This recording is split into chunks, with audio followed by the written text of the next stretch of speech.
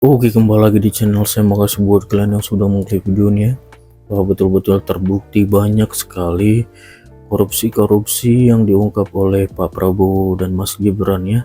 Padahal baru 100 hari menjabat, ini semua nama-namanya udah dikantongi Pak Jokowi selama ini mungkin ya, dan langsung dieksekusi oleh Pak Prabowo.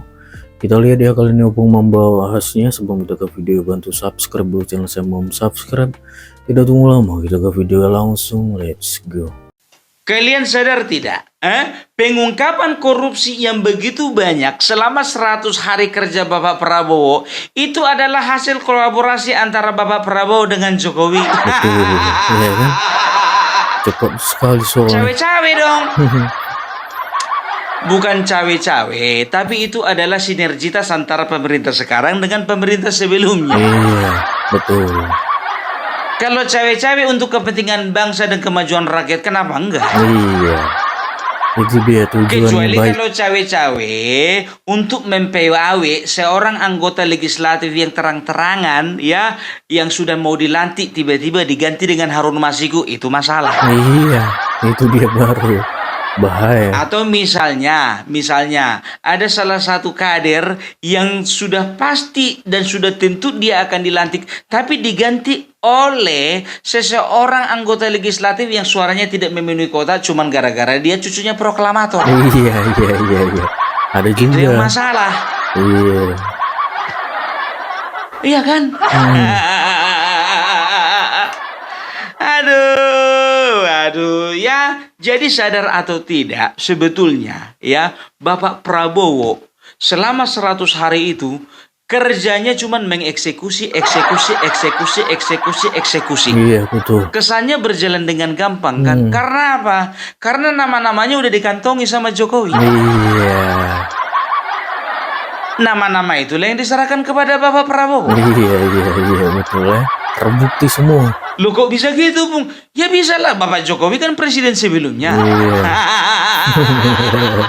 Permainannya cantik ya. Jadi dia itu masih punya PR dan tanggung jawab moral sebetulnya untuk membersihkan negeri ini.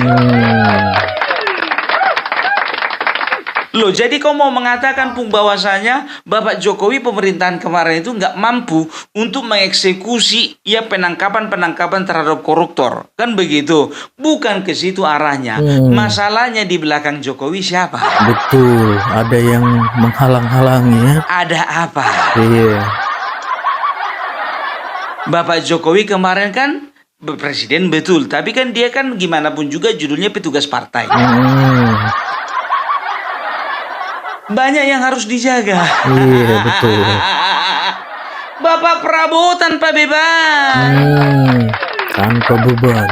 Coba bayangkan kalian ya, Bapak SBY dan Bapak Prabowo ketika mereka berjalan menjadi presiden, mereka menjalankan pemerintahan tanpa beban. Karena apa? Karena mereka ketua umum. Iya. Kan begitu. Nah, Bapak Jokowi beda.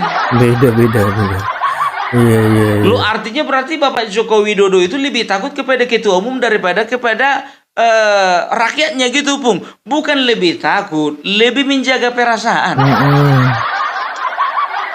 Coba kita udah lihat bagaimana Megawati menuntut ya waktu mereka ada pertemuan. Menteri harus segini, ya kan? Nggak boleh menteri itu lebih banyak dari partai yang lain daripada dari partainya sendiri. Nggak peduli mau punya kualitas, nggak punya kualitas, yang penting dari partai sendiri. Iya. Masuk mana Itu saja. aja sebetulnya mencerminkan bahwasanya ya Megawati itu terlalu cawe-cawe dengan pemerintahan Jokowi. Kan begitu?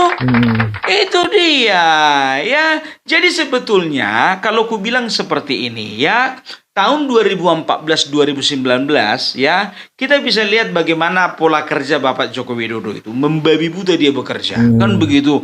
Memang betul-betul dibangun di sana, dibangun di sini, dibangun di sana, dibangun di sini. Kan begitu. Karena apa? Karena dia menyelesaikan PR yang tertinggal pada zaman Bapak SBY. Iya. Kan begitu. Karena dia menyelesaikan banyak proyek-proyek yang mangkrak, kan begitu. Nah, waktu itu dia bekerja dengan leluasa, ya. Tapi masalahnya, ya ternyata di ujung-ujung kita bisa melihat, ya, setelah 2019, ya, kita bisa melihat 2019 sampai 2024 bagaimana dominasi Megawati ataupun juga PDIP terhadap Bapak Joko Widodo, ya, itu memang betul-betul mencolok sekali, Iya, ya. betul. Nah, jadi kita bisa melihat bagaimana dan menyimpulkan ternyata waktu 2014-2019 sebetulnya Bapak Joko Widodo itu walaupun dia bekerja membabi buta, tapi dia juga tertekan dengan kepentingan-kepentingan politik dari partainya. Iya.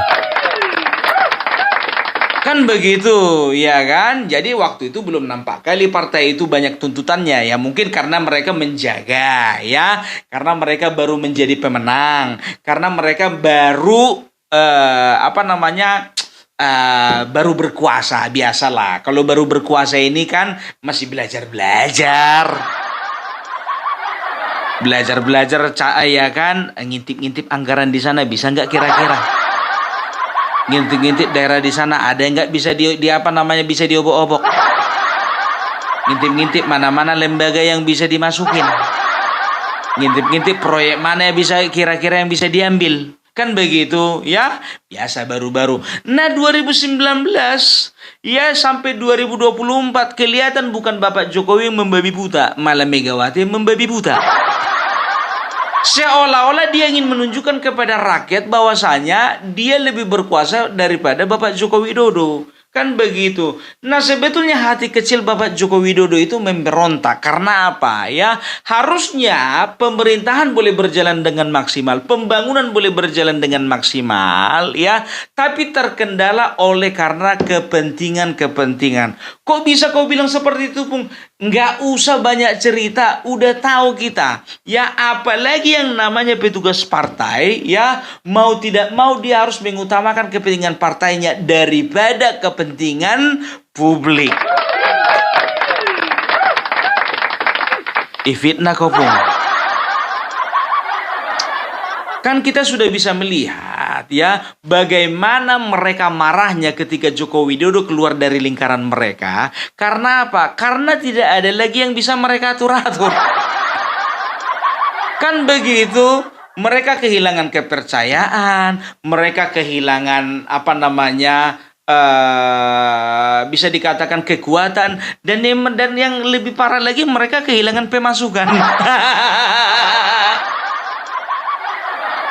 Ya, ini analisaku kan nggak masalah kan. Jadi Bapak Jokowi sudah melihat nih, ya, dia sudah merekam, ya, siapa-siapa ternyata yang mengambil kesempatan. Dia tahu, ya, baik dari partainya sendiri ataupun juga dari partai lain ataupun juga mungkin dari pejabat-pejabat non partai, kan begitu, ya. Artinya apa? Ya, artinya, ya, sebetulnya dia itu ingin melakukan sebuah tindakan, sebuah action, ya. Tapi dia data dulu orangnya. Ini orangnya, ini orangnya, ini orangnya, ini orangnya, ini orangnya. Ya, tahu enggak kalian? Ya, jujur aja aku bilang, apa kalian kira Joko Widodo itu tidak punya tim intelijen? Dia punya, sudah pasti dia punya intelijen, kan begitu. Dia kumpulkan data-datanya, ya. Jadi bisa dikatakan, ya, kemarin itu kan terungkap juga, ya, ada Menkominfo, ya, setelah itu ada kalau nggak salah Menteri siapa itu yang dari Nasdem aja udah 2, ya, masa pemerintahan Bapak Joko Widodo itu juga kalau tidak salah Menteri Perikanan dari Gerindra juga kena itu, dapat itu kalau nggak salah namanya siapa, ya, Edi Prabowo, ya, jadi bisa dikatakan, ya, dia yang bisa terjangkau dia itu yang dieksekusi, kan begitu. Nah, kenapa yang lain nggak bisa dieksekusi, Pung? Masalahnya, ya, mungkin, ya, mungkin ada beberapa daftar yang ada sangkut pautnya dengan ketua umum, dengan sekjen, dan juga dengan beberapa ketua umum partai, kan begitu, ya. Jadi kalau misalnya dia take action, Kalau bicara politik, ini kita bicara politik ya. Kalau bicara politik, mungkin dia berpikir akan ada ketidakstabilan atau kegoncangan politik di dalam negeri oleh karena tindakannya tersebut ya. Dan juga dia itu bisa dikatakan akan mendapatkan serangan, bukan hanya dari luar partai, tapi dari partainya sendiri. Kenapa dia takut mendapat serangan? Ya karena dia petugas partai. Itu dia ya. Jadi sebetulnya dia berjalan setahun, 2 tahun, 3 tahun, kan 2 tahun terakhir kan bisa dikatakan dia itu kan sudah mulai renggang dengan PDIP. Oleh karena apa? Oleh karena dia mendukung Bapak Prabowo. Sebetulnya di awal-awal itu dia berharap ya Ganjar Pranowo itu ya bisa dijadikan atau bisa dikatakan bisa dia mentori ya. Bisa dia mentori sebagai penggantinya untuk menerima legasi dari Bapak Joko Widodo. Kan begitu. Untuk membungkam para koruptor ini ya. Jadi kan kalau kita bisa lihat kan kalau 2014-2019 fokus Bapak Joko Widodo itu adalah kepada pembangunan. Kan begitu ya. Nah, jadi bisa dikatakan kalau untuk pemberantasan korupsi ya mungkin dia ada pertimbangan-pertimbangan kan begitu. Bukan karena takut, bukan karena dia tidak mandiri, bukan ya. Karena ini berbicara stabilitas politik. Ya, kan begitu. Jadi mungkin dia beranggapan bahwasanya Ganjar ini bisa dia mentori ya sebagai seorang pemimpin nantinya, the next leader, the next presiden ya, untuk membawa bangsa ini lebih bersih lagi. Kan sudah dibangun Bapak Jokowi, kan begitu. Nah, sekarang tugasnya Ganjar untuk membersihkan, untuk memaintain, kan begitu ya. Tapi di tengah jalan dia melihat bahwasannya Ganjar ya makin ke sini makin lebih menunjukkan arah kepatuhan dia kemana, gitu loh ya. Jadi dia lebih patuh kepada Megawati daripada kepada Joko Widodo. Dan Ganjar waktu itu lebih menunjukkan kedekatannya kepada Megawati daripada Joko Widodo. Wajar, karena apa? Karena dia berpikir bahwasanya Megawati lebih berkuasa, lebih powerful untuk mengantarkan dia menjadi presiden daripada Bapak Joko Widodo. Kan begitu. Karena kita bisa tahu sendiri juga ya, Megawati sebetulnya di awal-awal kan dia tidak ingin Ganjar yang menjadi capres. Mungkin saja itu Puan Maharani. Kan begitu. Makanya dia marah kepada Joko Widodo. Karena Bapak Joko Widodo itu tanpa arahan partai, tanpa arahan dari Megawati, mengiklankan Ganjar Pranowo tanpa seizin dari Megawati. Marahnya Megawati di situ. Nah, ternyata Ganjar Pranowo ini sudah terlanjur naik namanya, sudah terlanjur naik elektabilitasnya dibandingkan Puan Maharani. Jadi Megawati waktu itu memaksakan diri pun juga untuk mencapreskan anaknya, udah nggak bisa lagi. Karena di publik, di masyarakat, elektabilitasnya Ganjar itu sudah terlanjur naik. Kan begitu. Nah, Bapak Joko Widodo melihat, ya, ini kalau misalnya dibiarkan, ya, maka maka bangsa ini nggak akan pernah bersih daripada korupsi, ya. Maka bangsa ini akan dipimpin oleh orang yang dikontrol oleh orang lain, ya, sama seperti dia dikontrol ya oleh ketua umumnya, kita bilang aja lah seperti itu ya. Nah, jadi dia melihat ada kemungkinan kedua, ya, ada kemungkinan kedua. Dia mulai tawarkan lagi kepada Ganjar, ya, kalau memang seperti itu, bagaimana kalau misalnya Bapak Prabowo menjadi presidennya, Ganjar menjadi wakil? Ya, itu yang ditawarkan. Karena apa? Karena Bapak Joko Widodo itu berpendapat bahwasanya Bapak Prabowo ini pasti akan lebih bisa diandalkan untuk membawa Indonesia yang lebih bersih daripada Ganjar. Kan begitu. Kalaupun Ganjar menjadi wakilnya, yaitu semata-mata untuk meningkatkan elektabilitasnya Bapak Prabowo. Karena waktu itu kan bisa dikatakan ya, calon kuat itu ya Ganjar, Prabowo, dan juga Anies. Waktu belum ada Bapak Prabowo, ya paling kuat itu adalah Ganjar dan juga Anies. Kan begitu. Nah, jadi Bapak Prabowo hadir, ya, dihadirkan Bapak Jokowi, mulailah mereka itu dipertemukan. Kan begitu ya. Mungkin secara pribadi Ganjar melihat ada keklopan antara kalau dia jadi wakil, Bapak Prabowo jadi presiden kayaknya cocok, kan begitu, dan bakalan menang melawan Anies.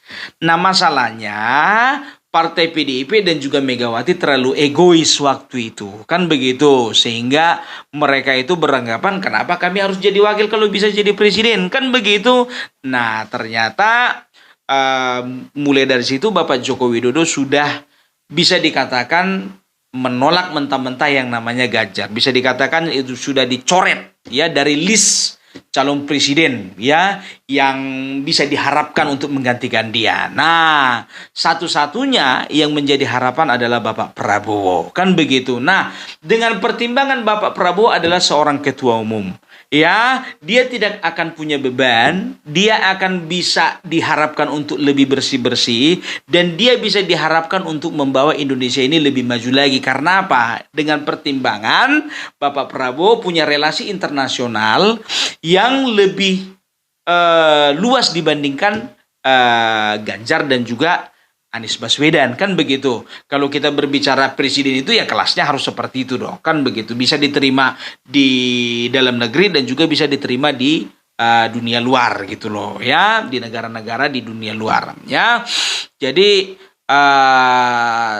ternyata di tengah jalan ya mungkin mereka bersepakat antara Bapak Jokowi dengan Bapak Prabowo ya.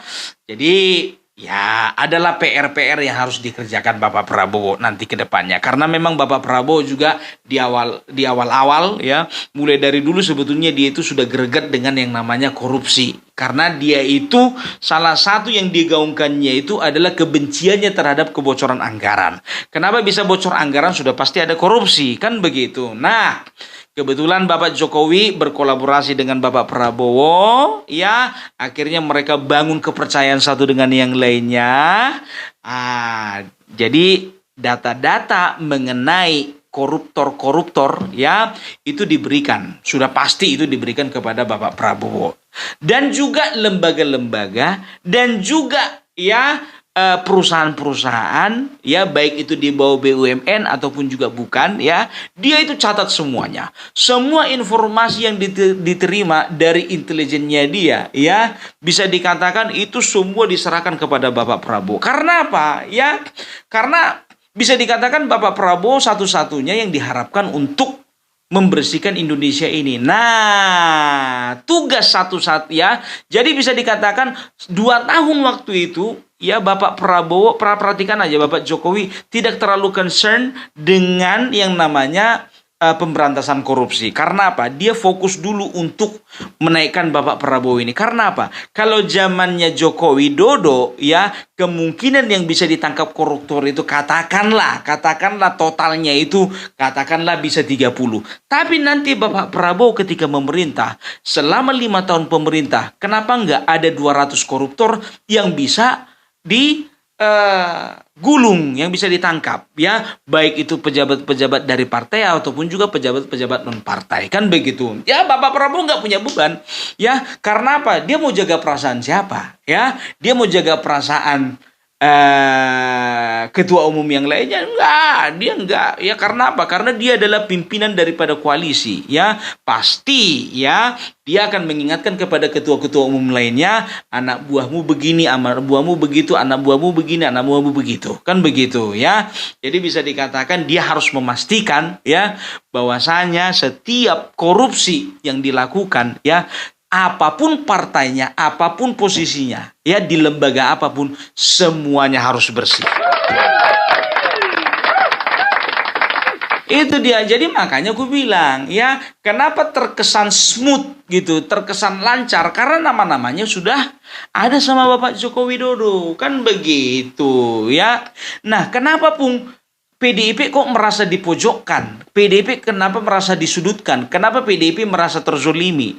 Ya kenapa PDIP merasa terzolimi? Ya tanya kepada diri sendiri. Kemarin waktu 10 tahun berkuasa bersih nggak?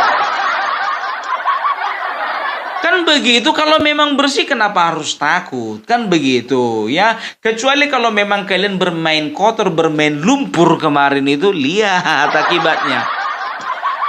Bapak Prabowo nggak bakalan main-main, kan begitu ya. Jadi Partai PDIP ini seolah-olah ingin memframing kepada kita semuanya bahwasanya Bapak Joko Widodo dan juga Bapak Prabowo mereka berkolaborasi untuk mematikan PDIP. Bukan itu masalahnya ya, karena memang sudah terlanjur banyak orang-orang dari PDIP, entah itu kader, entah itu simpatisan, entah itu kepala-kepala daerah ya dari mereka itu memang jumlahnya sangat banyak yang melakukan korupsi kan begitu. Karena kebetulan aja PDIP yang berkuasa kemarin itu, wajar dong kalau misalnya partai yang berkuasa mereka itu melakukan penyelewengan. Karena apa? Karena berkuasa, iya kan? Kenapa partai umat nggak bisa menyeleweng? Karena nggak berkuasa. Coba kalau misalnya partai umat berkuasa, apa bisa kalian jamin nggak ada penyelewengan? Kan begitu, sama waktu zaman Bapak SBY. Kan begitu. 5 tahun pertama kita bisa melihat bagaimana Demokrat bekerja keras, melakukan pembangunan ini, pembangunan itu. Dan kita bisa melihat bagaimana politisi-politisi Demokrat itu memang betul-betul dilirik oleh masyarakat. Kan begitu. Tapi periode kedua kita bisa melihat bagaimana mereka itu makan uang negara. Baik yang ada di kementerian dan juga yang ada di yang ada di lembaga-lembaga, baik itu lembaga legislatif dan juga lembaga yudikatif dan juga di perusahaan-perusahaan negara ya. Tapi ya itu dia, itulah bobroknya ya. Itu adalah ya, jadi bisa dikatakan Demokrat kehilangan kepercayaan dari masyarakat kan begitu. Oleh karena apa? Oleh karena tingkah laku daripada kader-kadernya yang ada di Demokrat. Loh Pung, itu pun juga SBY juga kemungkinan besarnya itu kan juga terlibat loh. Sekarang begini, kalau memang terlibat dia, contohnya kan sampai sekarang belum ada pembuktian di persidangan. Kau ngomong begitu pun karena sudah SBY sudah dekat sama Prabowo, bukan itu masalahnya. Sekarang begini, Megawati contohnya, kasus BLBI ya, adakah persidangan yang menyatakan Megawati bersalah? Enggak kan, makanya aku tidak berani ya untuk mengomentari lebih dalam masalah BLBI kan begitu. Ya aku kan hanya berbicara kemungkinan. Walaupun rakyat masyarakat di jalanan sekarang mengatakan adili tangkap Megawati kan begitu.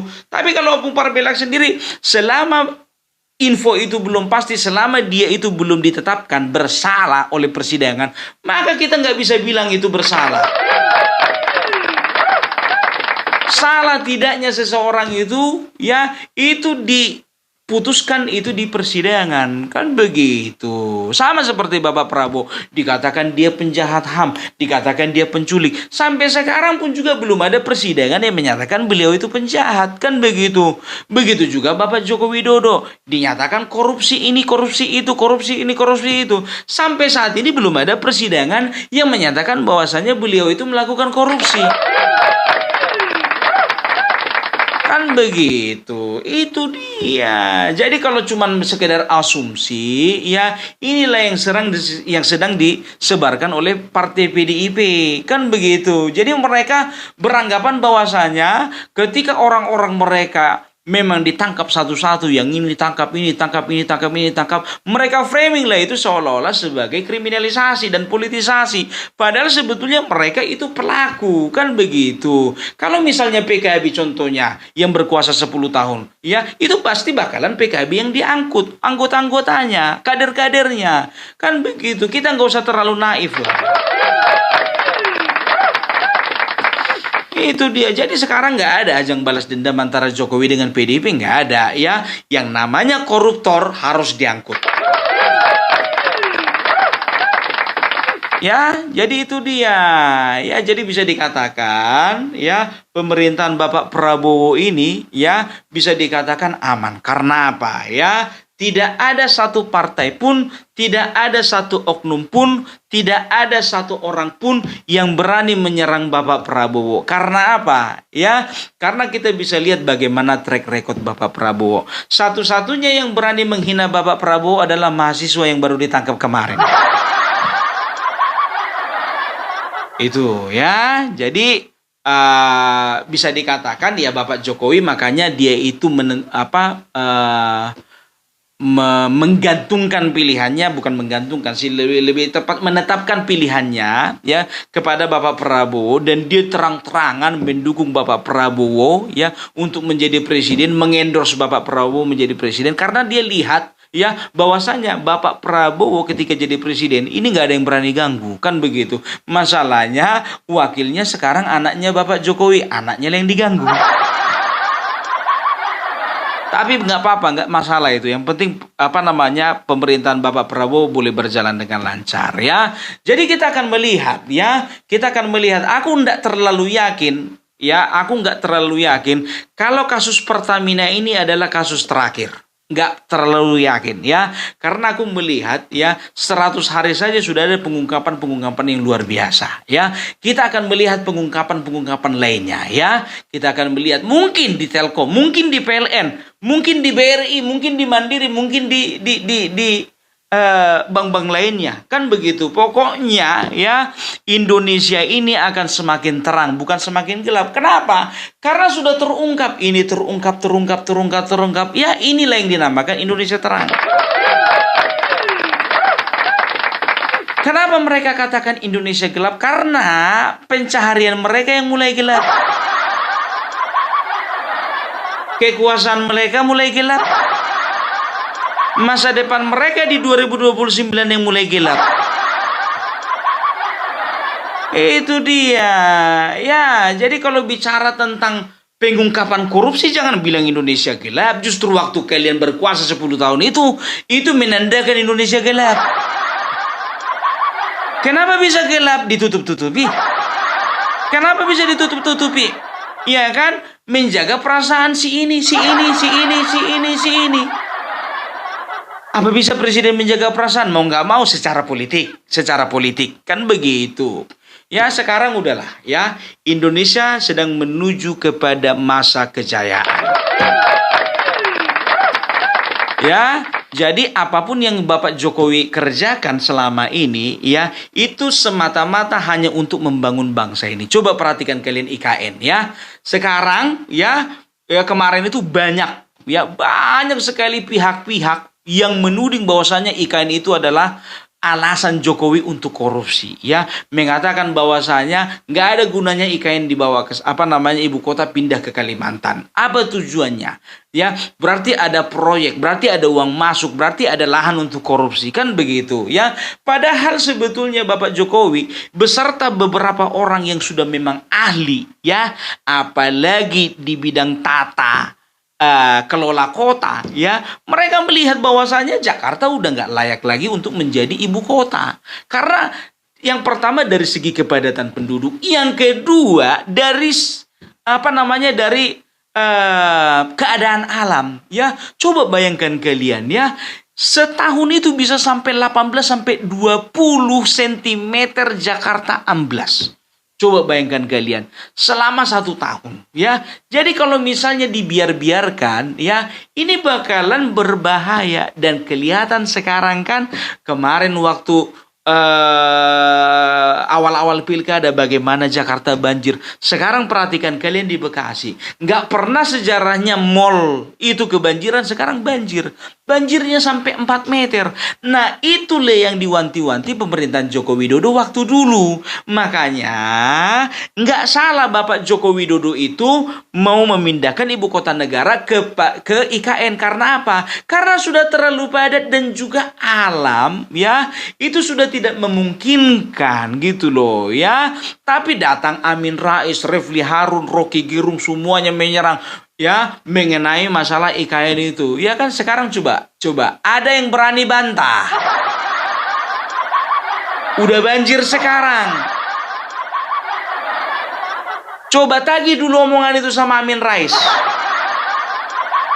Tagih dulu bacotnya itu si Rocky Gerung. Tagih dulu kata-katanya si Refli Harun. Ya, itu dia. Ya, jadi jangan pernah kita berburuk sangka terhadap pemerintahan kita. Apapun yang dilakukan oleh seorang presiden, ya, itu mereka itu adalah punya visi dan misi untuk memajukan bangsa ini. Jujur gue bilang, ya, kalau misalnya Ganjar menjadi presiden, aku dukung. Walaupun aku bukan pemilih Ganjar. Kalaupun Anies Baswedan kemarin jadi presiden, aku dukung. Walaupun aku bukan pemilih Anies Baswedan. Nah, masalahnya alam menolak mereka. Ditolak alam. Kan begitu ya. Ya, jadi itulah dulu dari Opung Parbelak ya. Jadi mudah-mudahan ini boleh membuka mata kita ya. Kenapa pengungkapan korupsi itu memang betul-betul masif? Karena memang sebetulnya sudah sejak lama. Kan para ahli juga mengatakan bahwasanya ya ini sudah korupsi ini sudah bertahun-tahun berpuluh-puluh tahun dan perlu ada sosok yang berani ya untuk mengungkapkan ini semuanya. Coba lihat Bapak Prabowo ya. Riza Khalid itu donaturnya Bapak Prabowo tahun 2014. Tapi dia nggak peduli anaknya diangkut.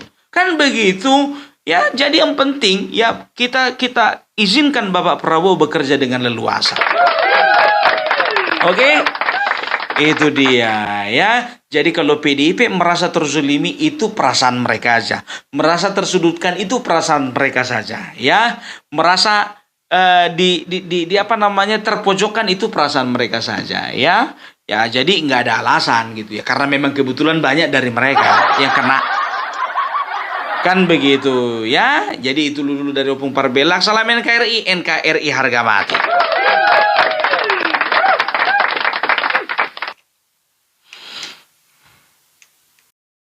Oke, itu udah video gimana menurut kalian dan sampai bertemu di video saya selanjutnya.